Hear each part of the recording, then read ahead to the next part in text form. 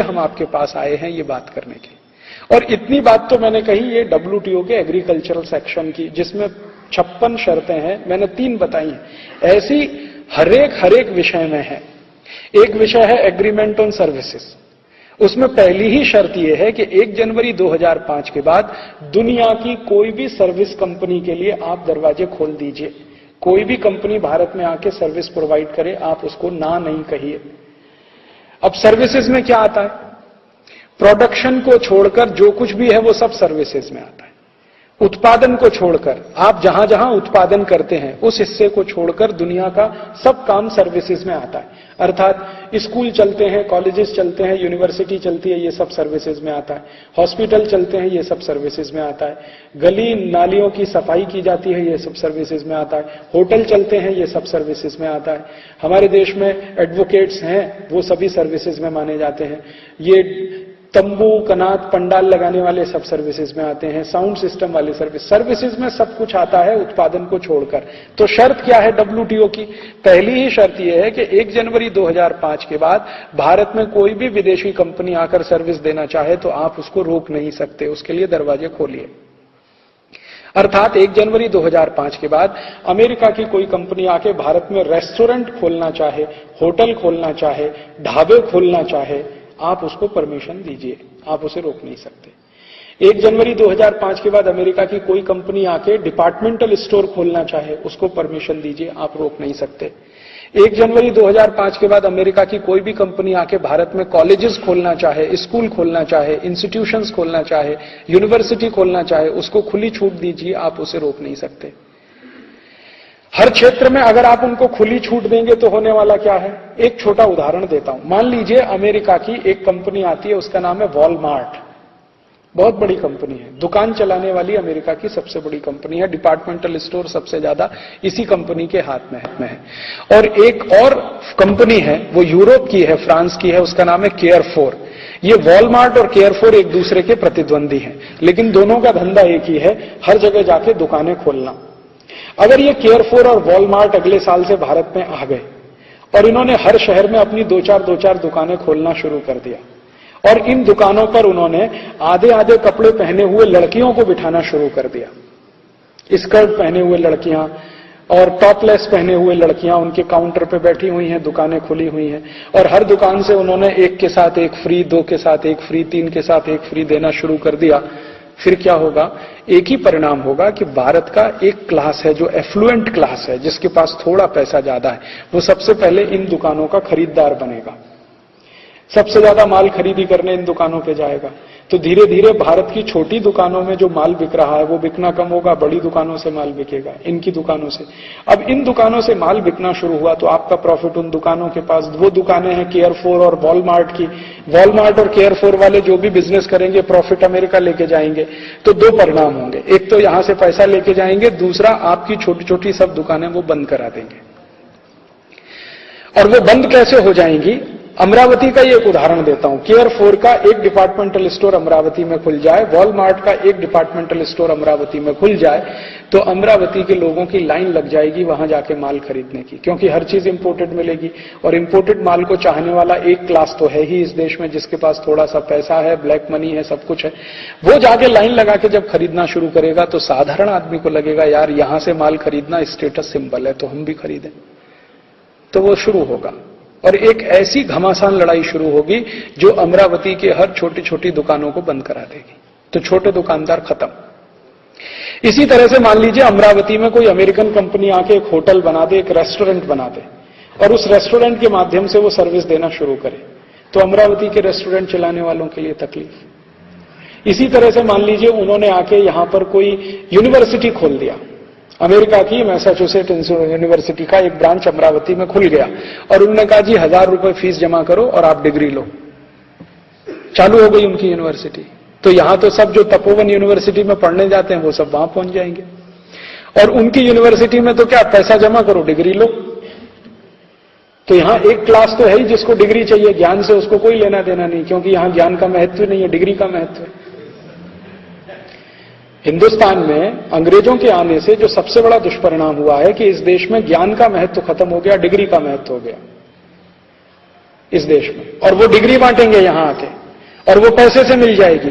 और अमेरिकन और European universities में क्या होता है, कभी भी कोई फेल नहीं होता, वहां कोई फेल नहीं होता, क्योंकि उनका जो सिस्टम है एजुकेशन का वो इस तरह से बना हुआ है कि उसमें कोई फेल ही नहीं होता, माने रद्दी से रद्दी वहां पास हो जाता है। हिंदुस्तान के बारे में आप जानते हैं, जो लड़के लड़कियां भारत के किसी स्कूल में पास नहीं हो पाते, वो सब अमेरिका से बड़ी बड़ी डिग्री लेके आ जाते हैं। आपको मालूम है ये सब? और अमेरिका से भी ज्यादा रद्दी डिग्रियां रूस में मिलती हैं। रूस की तो डिग्रियों का ये आलम है कि दुनिया का कोई भी सेंसिटिव देश रूस का एमबीबीएस एमडी किए हुए डॉक्टर को परमिशन देने को तैयार नहीं हॉस्पिटल खोलने के लिए, भारत में भी नहीं है। रशिया से आप एमबीबीएस एमडी करके आइए, जब तक मेडिकल काउंसिल ऑफ इंडिया की परीक्षा पास नहीं करेंगे तब तक आप यहां प्रैक्टिस नहीं कर सकते, क्योंकि वहां कुछ पढ़ाते ही नहीं है। और वहां तो यूनिवर्सिटीज चलती हैं दुकानों की तरह से, वो तो बिजनेस है, उसमें ज्ञान देना है ऐसा कुछ मतलब नहीं, वो बिजनेस है, बिजनेस का पार्ट है। जैसे होटल चलता है वैसे यूनिवर्सिटी चलते हैं यूरोप और अमेरिका में। और आपको सुनकर बहुत आश्चर्य होगा, यूरोपियन और अमेरिकन यूनिवर्सिटी में पढ़ने वाले जो विद्यार्थी हैं, यूरोप और अमेरिका के जो नेटिव सिटीजन्स हैं, उनका आईक्यू दुनिया में सबसे कम है। अमेरिकन स्टूडेंट्स का आईक्यू पूरे दुनिया में सबसे कम है। इंटेलिजेंसी क्वेस्ट जिसको कहते हैं, सामान्य ज्ञान में भी वो दुनिया में सबसे पीछे हैं। यूरोपियंस लोग और अमेरिकन्स लोग सामान्य ज्ञान में बहुत पीछे हैं, आईक्यू उनका बहुत कम है। इसलिए अमेरिकन और यूरोपियन यूनिवर्सिटी में जितने टॉपर्स होते हैं वो सभी एशियन होते हैं, भारतीय होते हैं, चाइनीज होते हैं, जापानीज होते हैं, उनके अपने नहीं है, क्योंकि आईक्यू बहुत कम है। आईक्यू कम क्यों है? क्योंकि एजुकेशन का सिस्टम ऐसा है जिसमें आईक्यू ज्यादा डेवलप नहीं होता। तो लोएस्ट आईक्यू पे वो काम करने वाले यूनिवर्सिटीज और कॉलेजेस हैं, वो सब यहां आ जाएंगे, तो यहां का जो भी छोटा मोटा कम स्टैंडर्ड वाला भी एजुकेशन है उसको खत्म कर देंगे, क्योंकि कंपटीशन आपको उनके साथ करना है। तो यहां क्या होगा, मान लीजिए उनकी यूनिवर्सिटी हुई, तपोवन भी यूनिवर्सिटी, अब अमेरिकन और तपोवन यूनिवर्सिटी में कंपटीशन शुरू होगा। वो कहेंगे जी हम इतने कोर्सेज पढ़ाएंगे, 3 कोर्स पढ़ाएंगे, 1 कोर्स फ्री, आइए हमारे यहां। हाँ, एमबीए पढ़ाएंगे, एमबीबीएस फ्री ले जाइए हमारे पास, आइए हम आपको एडमिशन दें। हाँ, ऐसे ही होता है, यूरोप और अमेरिका में ऐसे होता है। एमबीए करिए, डीबीए फ्री ले जाइए, एमबीए करिए, बीबीए फ्री ले जाइए, एमबीए करिए, ये फ्री ले जाइए, वो फ्री ले जाइए, वो चालू कर देंगे। तपोवन यूनिवर्सिटी को फिर यही करना पड़ेगा कि बीकॉम करिए तो इंटर फ्री, या इंटर करिए तो ये फ्री। ये सब चक्कर जो शुरू होगा सत्यानाश कर देगा इस देश का। स्टूडेंट्स का लेवल हिंदुस्तान में भी आईक्यू में इतना नीचे हो जाएगा कि आप सोच नहीं सकते। हो सकता है कि बहुत अच्छी डिग्री लिया हुआ विद्यार्थी एक चिट्ठी ना लिख पाए, शुद्ध मराठी का एक वाक्य ना बोल पाए, शुद्ध मराठी में कुछ लिख ना पाए। ऐसे ही दूसरे सर्विसेज में जब वो आना शुरू होंगे तकलीफ कर देंगे इस देश को। मुझे तो कभी कभी डर लगता है, ये यूरोपियन और अमेरिकन को हिंदुस्तान की बहुत सारी कमजोरियां मालूम है। आप कल्पना करो कि अमरीकियों ने हिंदुस्तान में आके मंदिर खोल दिए कुछ, क्योंकि उनको मालूम है बहुत चढ़ावा आता है भारत। मुझे सबसे बड़ा डर इस सेक्टर पे लग रहा है, क्योंकि सर्विसेज में ये भी आते हैं, मंदिर भी सब सर्विसेज में आते हैं। तो अभी तो उन्होंने चर्च खोले हुए हैं, तो चर्च में कुछ लोग जाते हैं, कुछ नहीं जाते हैं। अगर मान लीजिए उन्होंने हनुमान जी का एक मंदिर बना दिया और किसी अमेरिकन कंपनी ने उसको बना दिया, तो भारतवासी कहेंगे देखो कितने राम भक्त हैं, ये हनुमान जी का मंदिर बना दिया, चलो। तो भारत वाले सब जा जाके अपनी कमाई भी उसमें डालेंगे, वो पैसा सीधे अमेरिका जाएगा,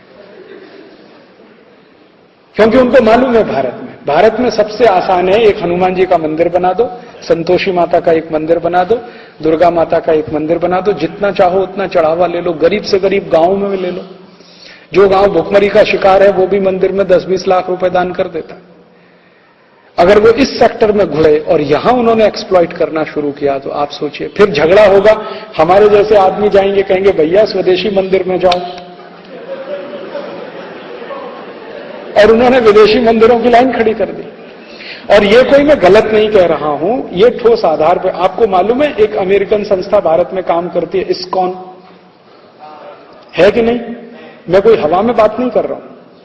इस्कॉन नाम की एक अमेरिकन संस्था भारत में काम करती है, उसने कृष्ण भगवान के मंदिर खोले हुए हैं, और वो मंदिर उनके कमाई के सबसे बड़े सोर्स हैं, क्योंकि इन मंदिरों पर इनकम टैक्स भी नहीं है, और सारा का सारा प्रॉफिट इन इन मंदिरों के माध्यम से अमेरिका ट्रांसफर होता है।